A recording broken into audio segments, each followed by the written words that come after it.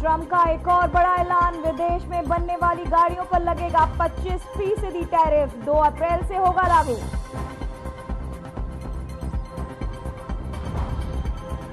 कोलकाता के चिनार पार्क में फर्जी आईटी रेड, 5 सीआईएसएफ जवान समेत 8 आरोपी गिरफ्तार।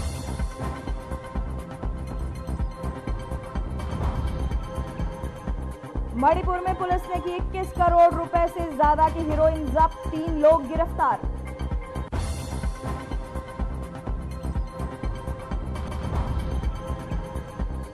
जम्मू कश्मीर के अनंतनाग में सड़क हादसा, सुरंग के अंदर बस पलटने से 12 लोग घायल।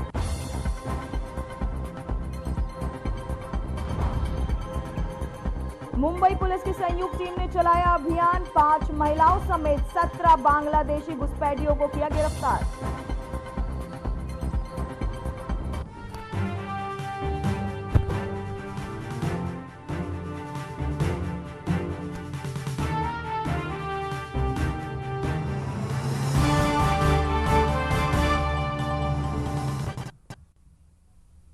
नमस्कार, मैं हूं पूजा सिंह और आप देख रहे हैं आर्यन टीवी। चलिए रुक करते हैं आज की कुछ खास बड़ी खबरों का। उत्तर प्रदेश लोक सेवा आयोग और उत्तर प्रदेश अधीनस्थ सेवा चयन आयोग के तहत निष्पक्ष और पारदर्शी भर्ती प्रक्रिया के अंतर्गत नवचयनित उम्मीदवारों को नियुक्ति पत्र वितरित किया गया है। इस अवसर पर 163 चिकित्सा अधिकारी, 2 रीडर, 19 प्रोफेसर, 3 होम्योपैथी और विज्ञान आपको बताते चले प्रयोगशाला के 96 कनिष्ठ प्रयोगशाला सहायकों को नियुक्ति पत्र सौंपे गए। ये कार्यक्रम लखनऊ स्थित लोक भवन सभागार के आयोजित किया गया, जहां मुख्यमंत्री योगी आदित्यनाथ ने नवचयनित अभ्यर्थियों को नियुक्ति पत्र वितरित किए। इस अवसर पर उन्होंने क्या कुछ कहा, आइए आपको सुनाते हैं।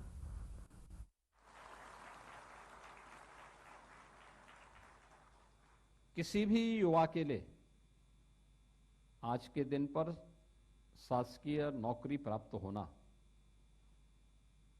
उसकी मंशा के अनुरूप नौकरी प्राप्त होना या उसके सपने को एक नई उड़ान देना जैसा है। जो सपना उसने देखा था, उसके माता पिता ने देखा था, उसके अभिभावकों ने, मित्रों ने देखा था, वह सपना साकार हो रहा है, तो स्वाभाविक रूप से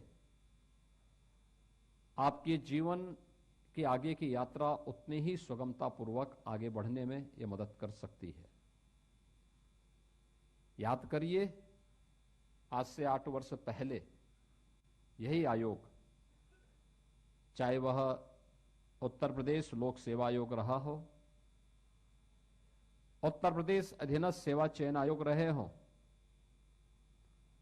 उत्तर प्रदेश पुलिस भर्ती बोर्ड रहा हो, इन सब की स्थिति क्या हुआ करती थी। इनकी कार्यपद्धति पर व्यापक प्रश्न खड़े हुए थे। हाई कोर्ट से लेकर सुप्रीम कोर्ट तक इन सभी में अनेक याचिकाएं लंबित पड़ी हुई थी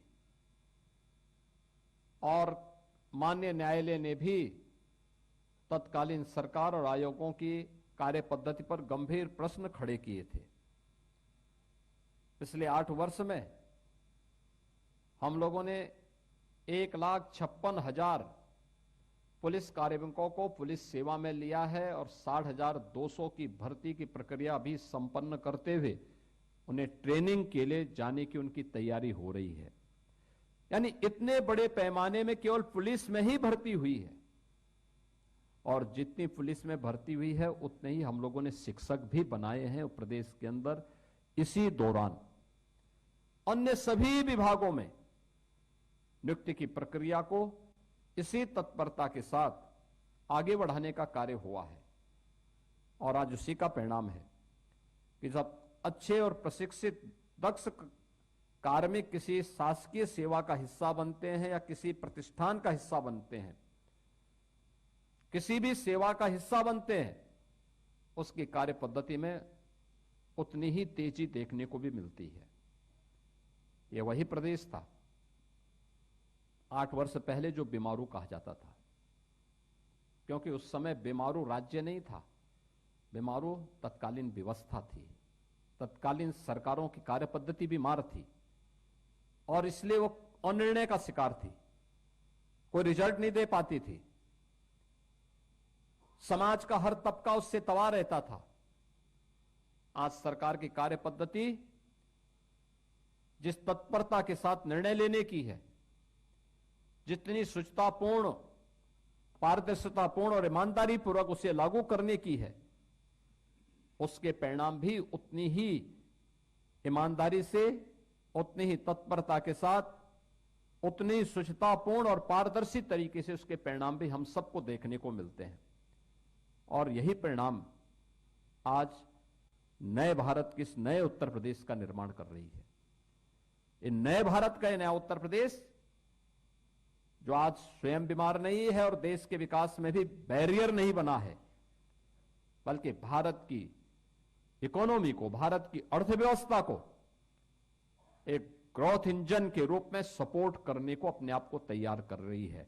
और यही तो प्रधानमंत्री मोदी जी की मंशा थी कि उत्तर प्रदेश देश की आबादी का सबसे बड़ा राज्य है।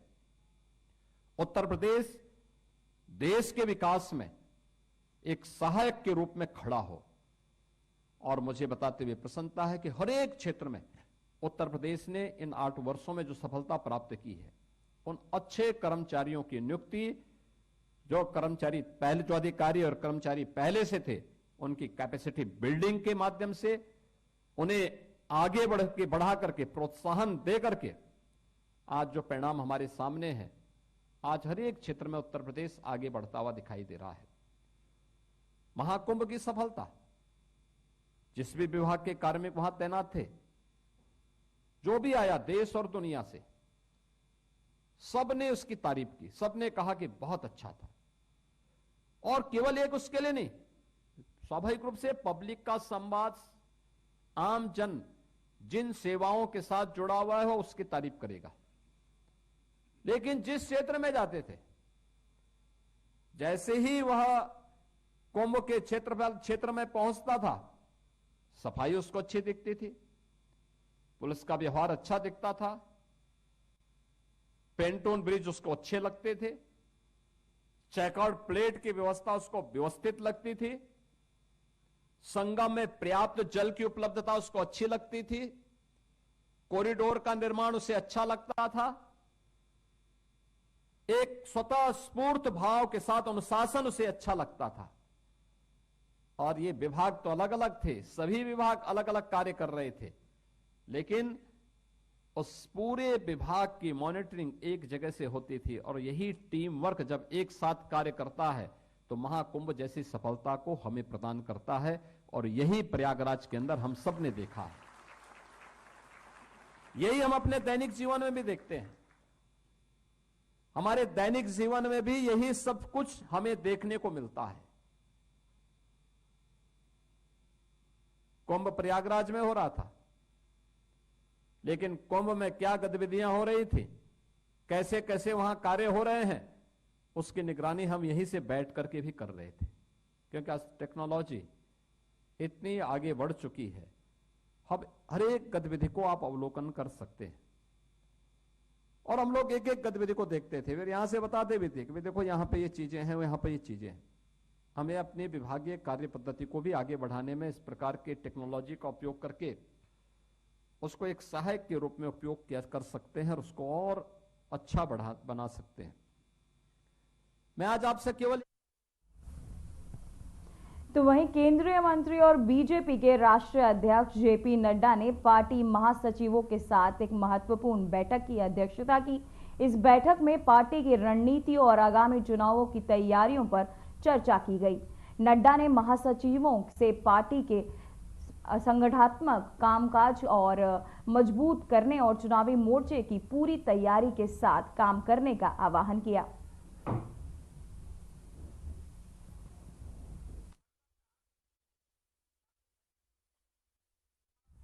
तो वही केंद्रीय गृह मंत्री अमित शाह ने लोकसभा में आयुष्मान भारत योजना को लेकर एक बड़ा बयान दिया है। उन्होंने आगे क्या कुछ कहा, आइए आपको सुनाते हैं। और मान्यवर उसकी दवाई का कोई व्यवस्था नहीं था।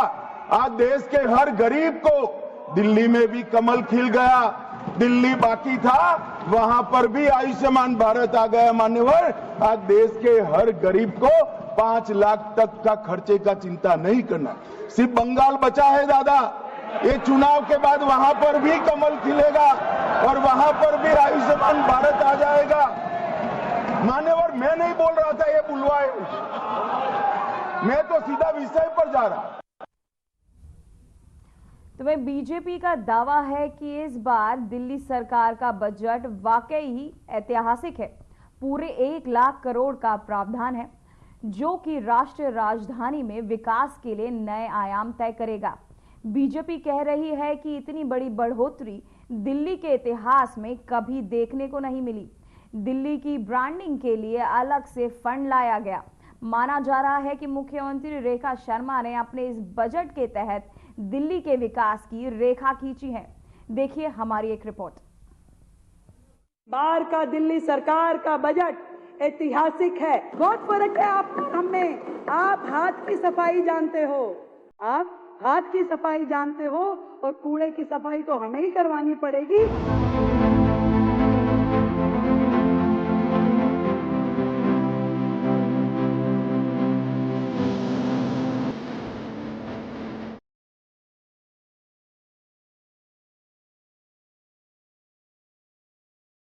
दिल्ली के इतिहास का सबसे बड़ा बजट ऐतिहासिक 1 लाख करोड़ का बजट। इस बार का दिल्ली सरकार का बजट ऐतिहासिक है। 1 लाख करोड़ रुपए का प्रस्तावित किया गया है। 1 लाख करोड़ रुपए का बजट प्रस्तावित किया है। 1 लाख करोड़ रुपए का बजट। अब दिल्ली में भी खींचेगी विकास की रेखा। विस्तार से समझेंगे दिल्ली वालों को क्या मिला। विकसित दिल्ली का सपना कैसे पूरा होगा, इसका पूरा विजन मुख्यमंत्री रेखा गुप्ता ने सदन के पटल पर रखा। इस दौरान सबसे पहले सीएम रेखा गुप्ता का आप पर शायराना वार आपको सुनवाते हैं, फिर इत्मीनान से जानेंगे कि दिल्ली बजट से जुड़े बड़े ऐलान क्या क्या हैं। बहुत फर्क है आप हम में। आप हाथ की सफाई जानते हो, आप हाथ की सफाई जानते हो और कूड़े की सफाई तो हमें ही करवानी पड़ेगी। कूड़े के पहाड़ हमें ही उठवाने पड़ेंगे। बहुत फर्क है। आप केवल बातें बनाते थे, हम विकसित दिल्ली बनाएंगे। बहुत फर्क है, बहुत फर्क है। और ये भी बता दूं आपको कि कुछ देर की खामोशी है, फिर शोर भी आएगा। कभी तुम्हारा दौर आया था, अब हमारा दौर आएगा। दिल्ली में महिलाओं को 2500 रुपए प्रति माह दिया जाएगा। हर गर्भवती महिला को 21,000 रुपए दिए जाएंगे। आयुष्मान योजना के लिए 2144 करोड़ का बजट। आयुष्मान योजना के तहत 10 लाख रुपए का इलाज मुफ्त मिलेगा। यमुना और सीपेज की सफाई के लिए 9,000 करोड़ रुपए का बजट रखा गया है। जन आरोग्य योजना में 5 लाख रुपए का अतिरिक्त बीमा मिलेगा। इसके अलावा 50,000 अतिरिक्त कैमरे लगाए जाएंगे जो कि महिला सुरक्षा से जुड़े होंगे। महिला सुरक्षा से जुड़ी हुई जो चिन्हित जगह हैं वहां लगेंगे ये कैमरे। साथ ही कनेक्टिविटी सुधार के लिए 1,000 करोड़ रुपए दिए जाएंगे। दिल्ली में 100 जगहों पर अटल कैंटीन खोले जाने प्रस्तावित हैं। दिल्ली में सड़कों के सुधार के लिए 3800 करोड़ रुपए खर्च किए जाएंगे। झुग्गी बस्तियों के विकास के लिए DUSIB को 696 करोड़ रुपए दिए जाएंगे। वहीं दिल्ली में नई औद्योगिक और वेयर हाउसिंग नीति लाई जाएगी। इसके अलावा आपके लिए जानना और समझना यह भी जरूरी है कि आपको क्या क्या दिल्ली सरकार ने और दिया है, किस सेक्टर के लिए कितना अमाउंट जारी किया गया है। दिल्ली वासियों को साफ पानी की दरकार सबसे पहले है। ऐसे में मुख्यमंत्री रेखा ने इस बात को बड़ा ख्याल से रखा है और क्लीन वाटर के लिए एक बड़ी राशि भी आवंटित की है। सुनिए। दिल्ली में प्रत्येक नागरिक को क्लीन वाटर और सैनिटेशन उपलब्ध कराना हमारी सरकार की प्राथमिकता है। और मुझे बड़ी खुशी है कि मैं आपको ये बताऊं कि इस हेड में हमने दिल्ली के लिए ऐतिहासिक बजट रखा है 9,000 करोड़ रुपए का। 9,000 करोड़ रुपए का, जो पुरानी की सरकारों की तिगुना है।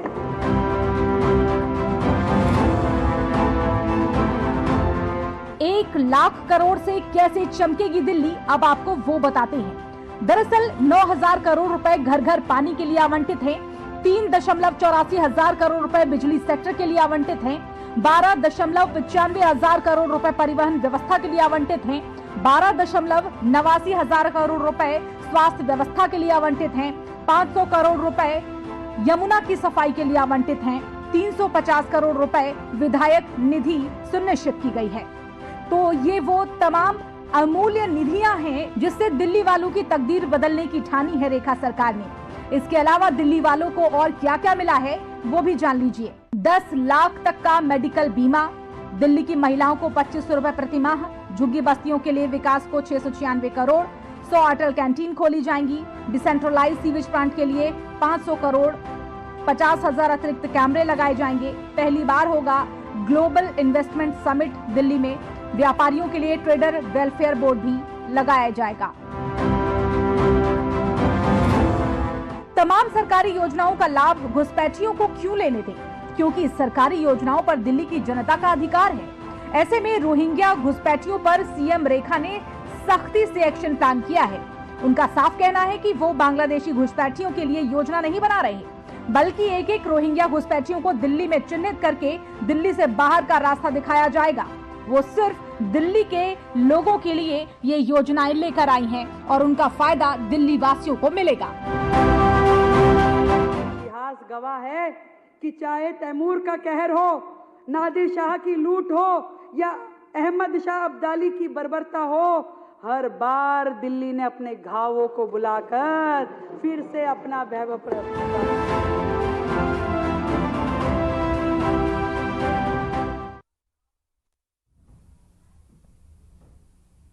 तो वहीं राजस्थान के मुख्यमंत्री भजनलाल शर्मा ने राजस्थान दिवस 2025 के अवसर पर बीकानेर हाउस में रीजिका मेला का उद्घाटन किया। तो वहीं आपको बताते चले, राजीविका मेले का उद्घाटन किया। इस मेले का उद्देश्य राज्य की सांस्कृतिक, हस्तशिल्प और महिला सशक्तिकरण को बढ़ावा देना है। मुख्यमंत्री ने मेले का दौरा करते हुए विभिन्न प्रदर्शनी स्टॉल का निरीक्षण किया और राज्य के उत्पादों को प्रोत्साहित करने का आह्वान किया।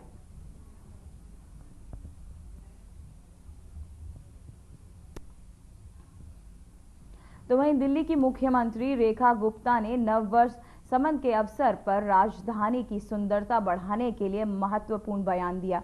उन्होंने कहा, दिल्ली में मेट्रो में खंबे, फुट ओवर ब्रिज और फ्लाई ओवर ब्रिज है और है जहां पोस्टर या होर्डिंग्स लगे हैं, उन्हें हटाना है। उन्होंने दिल्ली वासियों से अपील करते हुए कहा, हम सब मिलकर दिल्ली को बेहतर बनाने की दिशा में काम करें। आइए हम खुद से प्रण करें कि हम दिल्ली को बदसूरत बनाने में, आपको बताते चले, खूबसूरत बनाने में योगदान देंगे और शुरुआत खुद से करें, तभी दिल्ली आगे बढ़ेगी और खूबसूरत बनेगी।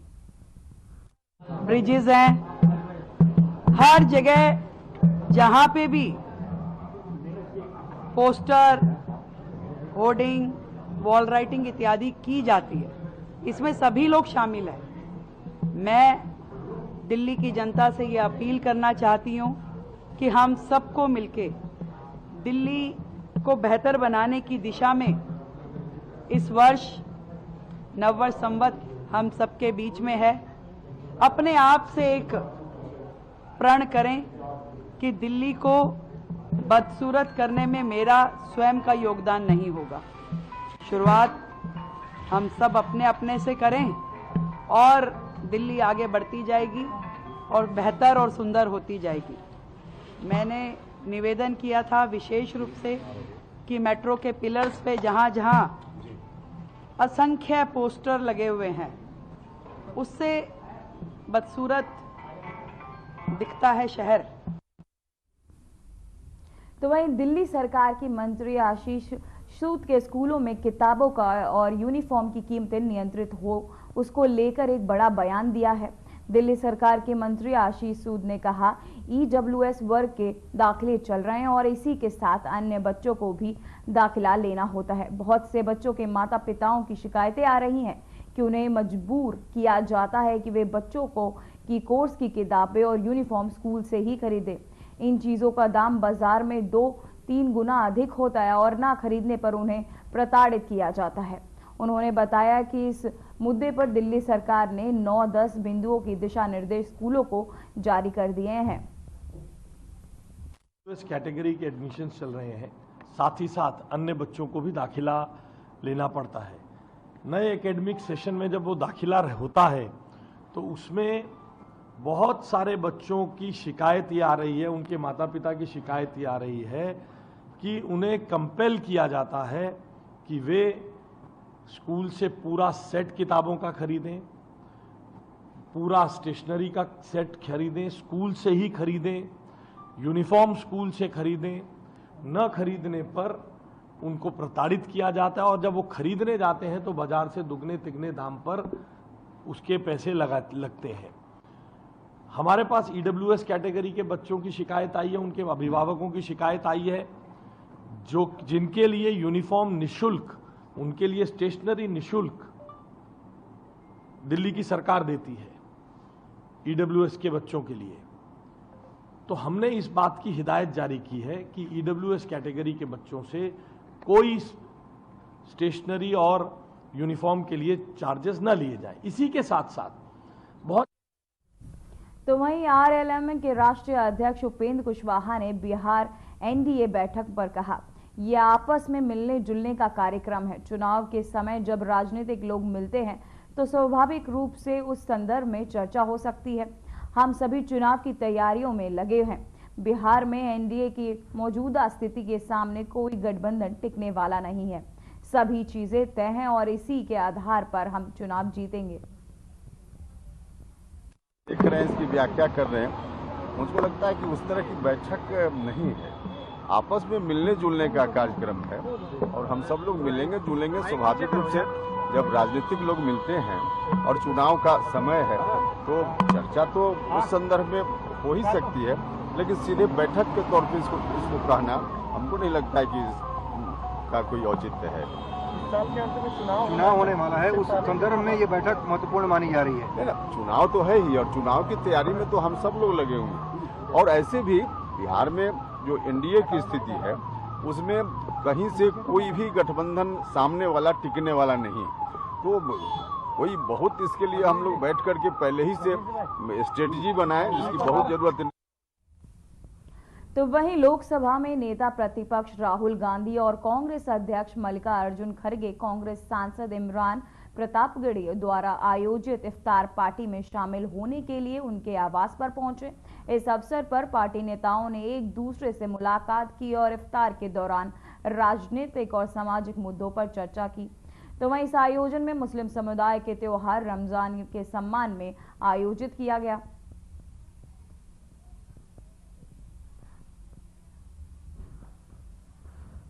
तो वहीं आपकी टीवी स्क्रीन पर आपको हम दो तस्वीरें दिखा रहे हैं, जहां एक तरफ राहुल गांधी हैं और दूसरी तरफ मल्लिकार्जुन खड़गे, जो रमजान के इस अवसर पर पहुंचे। इफ्तार पार्टी, कांग्रेस नेता इफ्तार पार्टी में हुए शामिल। राहुल गांधी और खड़गे की मुलाकात।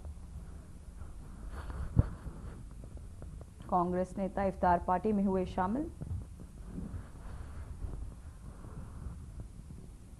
तो वहीं खबर जालौन से है, जहां उरई तहसील और डीएम राजेश कुमार पांडे के निरीक्षण करने पहुंच गए हैं। वहीं डीएम ने सदर तहसील का वार्षिक निरीक्षण किया।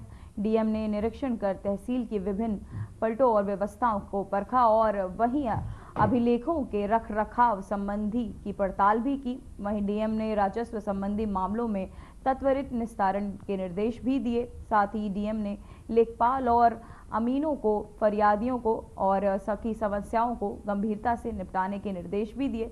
साथ ही तहसील में मौजूद फरियादों और तहसील कर्मचारियों के क्रियाकल्पों की डीएम ने जानकारी भी ली। साथ ही इसके अलावा तहसील में ऑनलाइन प्रणाली की भी डीएम ने जांच पड़ताल की। साथ ही ऑनलाइन आवेदनों व शिकायतों का भी त्वरित निपटाने के लिए उन्होंने निर्देश दिए।